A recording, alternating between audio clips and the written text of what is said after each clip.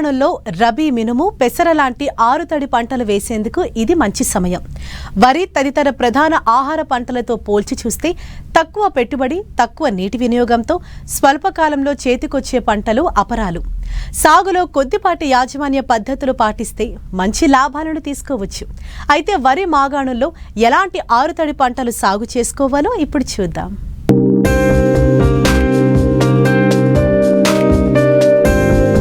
తెలుగు రాష్ట్రాల్లో వరి ప్రధాన ఆహార ధాన్యపు పంట. గత 2-3 ఏళ్లుగా మన రాష్ట్రాల్లో వరి సాగు విస్తీర్ణం గణనీయంగా పెరిగింది. దీనికి ప్రధాన కారణం సాగునీటి లభ్యత పెరగడమే.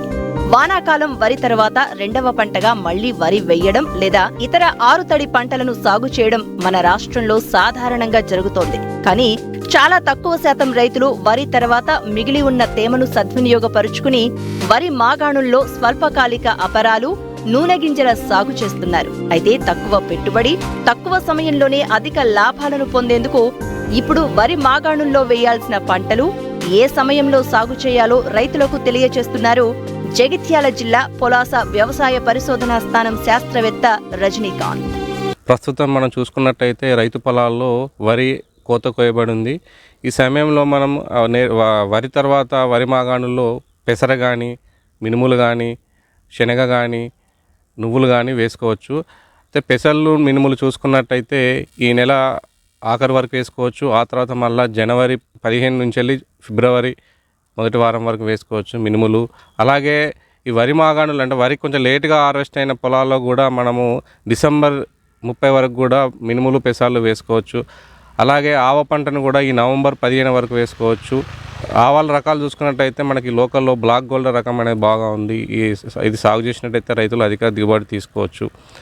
అంతేకాకుండా మిగతా నూనె గింజ పంటలు తీసుకున్నట్టయితే పల్లిని ఈ నెల ఆఖరి వరకు విత్తుకోవచ్చు. అలాగే జనవరి 15 నుంచి వెళ్ళి ఫిబ్రవరి 5 వరకు కూడా విత్తుకోవచ్చు.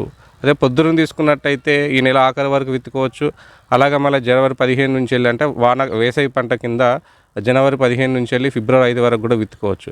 అయితే ఈ పంటలు విత్తుకున్న తర్వాత రైతులు చేయాల్సింది ఏంటంటే కలుపు నివారణ కోసమని మనం విత్తిన 24 గంటల లోపు కానీ లేదా 48 గంటల లోపు కానీ ఒక నీటినిచ్చుకొని ఇమీడియట్లీ మనం పెండిమిత్ర అనే గడ్డి మందు దొరుకుతుంది. దీన్ని కనుక మనం పిచికారి చేసినట్టయితే కలుపు మొలవకుండా నివారించవచ్చు.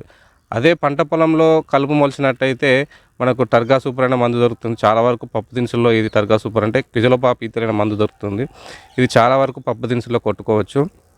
అలాగే మనం వేరుశనగ చూసుకున్నట్టయితే ఇమ్జాతాపైర్ అనే గడ్డి మందు దొరుకుతుంది. 250 ml ఒక ఎకరానికి 200 లీటర్లు కలిపి పిచికారి చేసుకున్నట్టయితే మనం గడ్డి మొలిచిన తర్వాత కూడా గడ్డిని చాలా వరకు నివారించుకోవచ్చు.